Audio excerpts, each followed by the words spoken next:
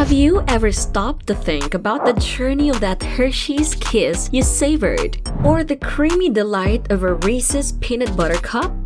The story behind these iconic treats is richer and more heartwarming than you might imagine. It's the tale of a farm boy named Milton S. Hershey who turned his passion for chocolate into a global empire. Do you want to know the story behind Hershey's? Well, buckle up folks and watch until the end. You'll be surprised with the story that I'll tell you. Let's get started. Chapter 1: Rough Beginnings. Life on the Hershey farm in Derry Township, Pennsylvania, was a far cry from the gilded worlds Milton dreamed of. His parents, Veronica Fanny and Henry Hershey, were salt-of-the-earth folk, their hands hardened by years of toiling the land. Henry, a man of restless ambition and fleeting ventures, spent much of his time chasing dreams beyond the farm's borders, leaving Fanny to shoulder the burden of raising Milton and their daughter Serena.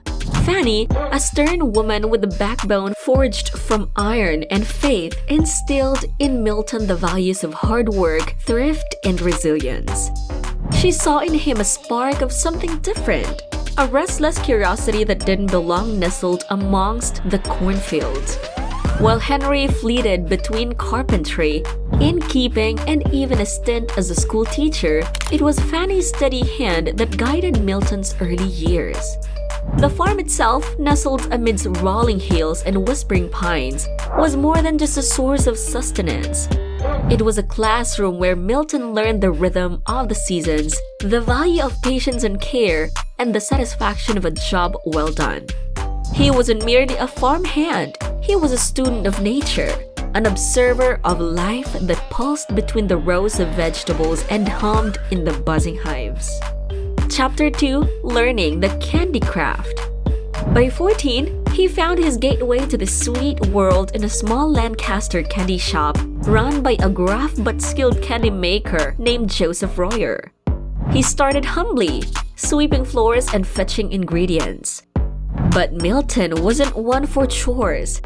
He craved more, hungered to understand the magic of turning beans into bliss. Royer, seeing the spark in the farm boy, took him under his wing.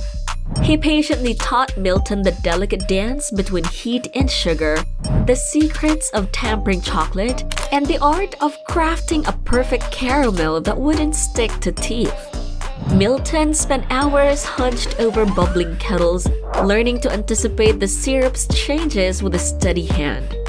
He mastered the art of pulling taffy, stretching it until it gleamed like amber thread, and learned to pipe molten chocolate into delicate shells with the skill of an artist. Evenings were spent sketching candy designs, dreaming up shapes, and packaging so playful they'd tempt anyone to peek inside. It wasn't all rosy though. Royer's gruffness and high standards often pushed Milton to the edge. Burned fingertips and scalded arms became badges of honor, proof of the candy maker's tough apprenticeship. But Milton wouldn't quit. His passion for sweet creations burned brighter with each successful batch. Years later, as he stood amidst the gleaming machinery of his own factory, the aroma of cocoa a familiar blanket, Milton would often think back to Royer's shop. It was there, in the clatter and heat, that he learned the language of chocolate, the delicate balance of flavors and textures that would one day become the foundation of his empire. The farm boy, armed with the secrets of a seasoned candy maker, was ready to step out on his own and etch his name in the sweet history of American chocolate. Chapter 3: Sweet Dreams, Bitter Flames. Milton Hershey, no longer just a farm boy but a fledgling chocolatier, wasn't content with mere candy canes and caramels. He dreamt bigger, his imagination swirling with the visions of chocolate empires and sugar-coated smiles. In 1883, at the age of 30, he took the plunge, launching his first candy company right there in Lancaster, Pennsylvania. His creation, Lancaster Caramel Company, burst onto the scene with the same enthusiasm Milton poured into his candy making. But the world of business wasn't all sprinkles and sunshine.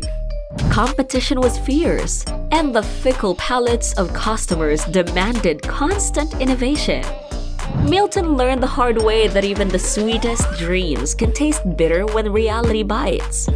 Success and setbacks danced a curious tango with his caramel company. Some batches flew off shelves like hot cakes, their rich texture and creamy sweetness satisfying sweet tooths across the land.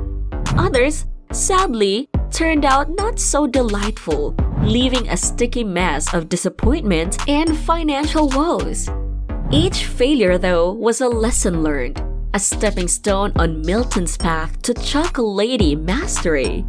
He experimented with flavors, from fruity swirls to nutty clusters, always searching for that perfect recipe that would capture hearts and conquer candy counters. He even dabbled in chocolate, crafting delectable morsels that hinted at the empire that would blossom later. But despite his tireless efforts, the Lancaster Caramel Company struggled to gain a lasting foothold. Then, in 1894, fate dealt a cruel blow. A fire sparked by a multifunctioning furnace ripped through the factory. The flames devoured years of hard work, leaving behind ashes and a bitter taste of defeat. This could have been the end, the point where the sugar turned to soot and the chocolate dreams melted away. But Milton Hershey wasn't built of sugar. He was forged from the stuff of resilience. He refused to let the flames consume his ambition. Chapter 4: From Ashes to Chocolate Symphony. Milton Hershey stood amidst the ruins of his Lancaster factory. It was 1894, and the fire that danced through his dreams had turned years of sweat and passion into ashes. Yet, beneath the grief, a spark of defiance flickered. This wasn't the end.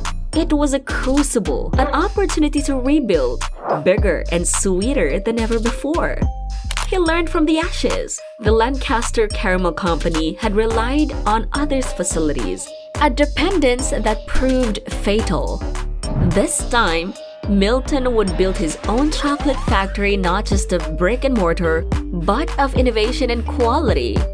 In 1903, amidst the familiar rolling hills of Derry Township, where he once chased chickens and tilled the earth, his dreams arose like a phoenix. He brought in the best equipment, the latest technology, all in the service of one goal: making affordable, accessible chocolate for every palate. He built a model town around his factory. Homes sprouted like cocoa beans, schools like playful lollipops, and parks offered green spaces for laughter and joy. Milton, the farm boy, knew the value of community, and he built one that thrived on the aroma of cocoa and the spirit of shared dreams. Yet his ambition soared beyond Derry Township. He built factories across the nation, spreading the gospel of affordable chocolate like a missionary of sweetness. He pioneered mass marketing, his iconic script adorning billboards and magazine pages, whispering promises of Hershey's bliss to every corner of the country. And it worked. Hershey's chocolate became synonymous with joy, with celebrations big and small. The Hershey's Kiss, that little bite of creamy delight, became a symbol of love and affection, tucked into lunch boxes and exchanged on Valentine's Day. But through it all, Milton never forgot the lessons of fire and fallbacks. He remained grounded, connected to the farm boy who knew the value of hard work and resilience. He kept innovating, experimenting with new flavors and textures, ensuring that Hershey's symphony stayed fresh and captivating. What do you think about this topic? Share your thoughts in the comment section below. Don't forget to like, share, and subscribe to Business Insights. I'll see you in the next video.